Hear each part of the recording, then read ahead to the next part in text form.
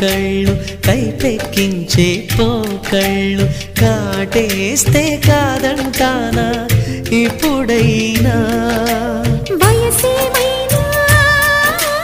సొగసేమైనా